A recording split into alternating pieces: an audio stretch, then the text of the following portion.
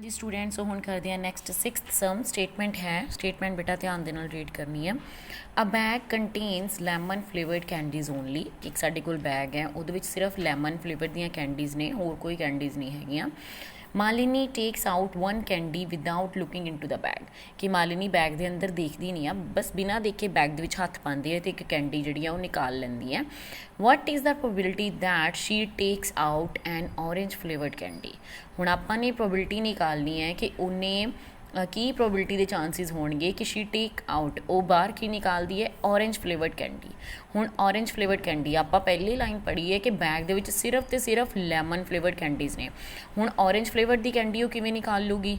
Orange flavoured की candy तो उहदे विच है ही नहीं। सो दैट मीनस ये किहड़ा इवेंट होया बेटा? इम्पॉसीबल, क्योंकि बैग दे विच सिर्फ तो सिर्फ लैमन फ्लेवर्ड कैंडीज़ ने, ऑरेंज फ्लेवर की कोई भी कैंडी नहीं हैगी। सो आपां इहनूं किहड़ी इवेंट कहांगे? इम्पॉसीबल इवेंट। तो उहदी प्रोबेबिलिटी की होगी? 0। उहदी प्रोबेबिलिटी की होगी? 0। हुण फस्ट ऑफ ऑल ए दे विच आपां की लिख देवांगे? Because no outcome gives an orange flavored candy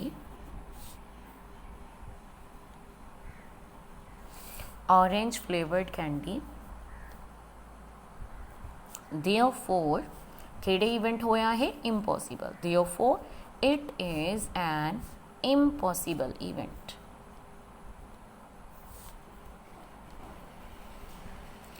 so probability की आ चुकी है? Probability is 0।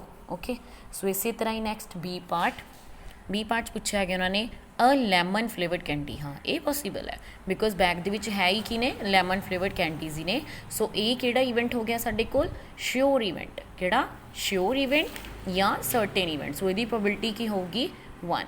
सो इत्थे भी आपां लिख देवांगे जिवें आपां इत्थे लिखिया नो आउटकम इवेंट, सो इत्थे आपां लिख देवांगे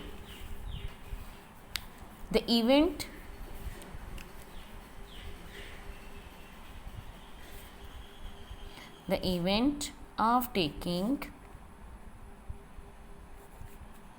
a lemon flavored candy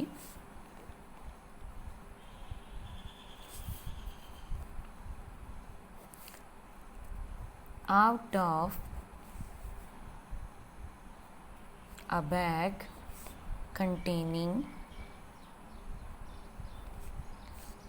only lemon flavored candies।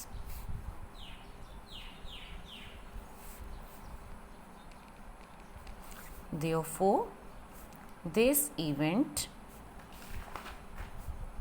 is a sure event या certain event। Therefore probability क्या आ जाएगी बेटा? probability की आ गई यदि 1। ओके, प्रोबेबिलिटी की आ गई 1 बिकॉज बैग दे विच है भी किहड़ियां फ्लेवर्ड कैंडी सी? लैमन फ्लेवर्ड ही कैंडी सी। तो उन्होंने निकालियां भी किहड़ियां ने? लैमन फ्लेवर्ड ही ने। है भी bag they which lamin, the event taking a lamin flavoured candies, तो बैग दे विच है भी किहड़ियां सीगियां? सिर्फ तो सिर्फ लैमन फ्लेवर्ड कैंडीज़। सद करके उसकी प्रोबेबिलिटी की आई साडे कोल 1। ओके बेटा, हुण नैक्सट करते हैं 7th सम। स्टेटमेंट है it is given that in a group of 3 students. कि एक पानू गिवन आ कि कोई 3 स्टूडेंट्स का ग्रुप आ, the probability of 2 students not having the same birthday is 0.992। कि उहदे विच सानू गिवन है कि 3 स्टूडेंट्स के ग्रुप के विचों ये चीज़ गिवन है आपां नू कि 2 स्टूडेंट्स नॉट हैविंग, 2 स्टूडेंट्स का सेम डे बर्थडे नहीं हैगा। उहदी प्रोबेबिलिटी कितनी आ? 0.992। यानी कि आप कह सकते हैं कि not E probability of an event not e कितनी given है सानू? 0.992। what is the probability that the 2 students have the same birthday? असी निकालनी की है probability कि दोनों का same day birthday होवे। हुण 3 स्टूडेंट्स दे विचों 2 दे सेम बर्थडे नहीं हैगा, सेम डे बर्थडे नहीं हैगा। सो उसकी प्रोबेबिलिटी कितनी गिवन है? 0.992। तो आपां ने निकालनी की है कि उन्होंने सेम डे बर्थडे होवे, यानी कि नॉट प्रोबेबिलिटी गिवन है। हुण अगर आपां ई कोई भी इवेंट मान लैंदे आ, let E be the event, है ना। अगर ई इवेंट मान लैंदे उन्होंने बर्थडे नूं लैके आपां, ते गिवन किहड़ी चीज़ है साडे कोल कि ਪ੍ਰੋਬੇਬਿਲਿਟੀ ਨॉट ਦੀ ਕਿ ਉਹਨਾਂ ਦਾ ਸੇਮ ਡੇ ਬਰਥਡੇ ਨਹੀਂ ਹੈਗਾ 0.992 ਨਿਕਾਲਣਾ ਕੀ ਆਪਾਂ ਨੇ ਕਿ ਸੇਮ ਡੇ ਉਹਨਾਂ ਦਾ ਬਰਥਡੇ ਹੋਵੇ। ਸੋ ਇਹੀ ਫਾਰਮੂਲਾ ਆਪਾਂ ਯੂਜ਼ ਕਰਾਂਗੇ ਜੋ ਆਪਾਂ ਪਹਿਲਾਂ 5th ਸਮ ਦੇ ਵਿੱਚ ਯੂਜ਼ ਕੀਤਾ। ਸੋ ਜਿਵੇਂ ਆਪਾਂ ਸਟਾਰਟਿੰਗ ਦੇ ਵਿੱਚ ਹੀ ਮੰਨ ਹੀ ਲਿਆ ਸੀ ਆਪਾਂ ਲੈਟ ਈ ਬੀ ਦਾ ਇਵੈਂਟ, ਕਾਹਦਾ ਇਵੈਂਟ ਮੰਨ ਲੈਂਦੇ ਆ of having same birthday, having the same birthday ਕਿ ਉਹਨਾਂ ਦਾ ਬਰਥਡੇ ਸੇਮ ਹੈ ਤਾਂ ਉਸ ਈਵੈਂਟ ਨੂੰ ਅਸੀਂ ਈ ਮੰਨ ਲੈਂਦੇ ਹਾਂ। ਅਤੇ ਨੋਟ ਈ ਈਵੈਂਟ ਕਿਹਦੇ ਵਾਸਤੇ ਮੰਨ ਲੈਂਦੇ ਹਾਂ, note E B the event students note having same birthday, events that students not having the same birthday। Okay बेटा ਹੁਣ जस्ट फार्मूला लगाने ਆ, ਸਾਨੂੰ फार्मूला पता है कि probability E plus probability not E equal ਕਿਹਦੇ ਹੁੰਦਾ 1।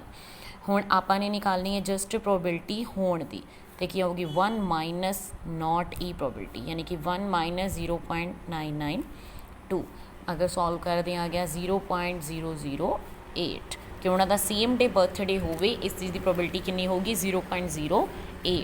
ਓਕੇ ਈਵੈਂਟ ਜ਼ਰੂਰ ਮੰਨ ਲੈਣਾ ਬਿਕਾਜ਼ ਇੱਥੇ ਆਪਾਂ ਇਹਦੇ ਨਾਲ ਹੀ ਸ਼ੋਅ ਕਰਦੇ ਹਾਂ ਕਿ ਕੀ ਅਸੀਂ ਲੈ ਕੇ ਚੱਲੇ ਹਾਂ। ਜਿਵੇਂ ਉੱਥੇ ਆਪਾਂ ਰੈੱਡ ਬਾਲਸ ਹੀ ਨਿਕਾਲਣੀ ਸੀ ਤਾਂ ਆਪਾਂ ਆਰ ਲੈ ਲਿਆ, ਠੀਕ ਹੈ ਇਸ ਤਰ੍ਹਾਂ।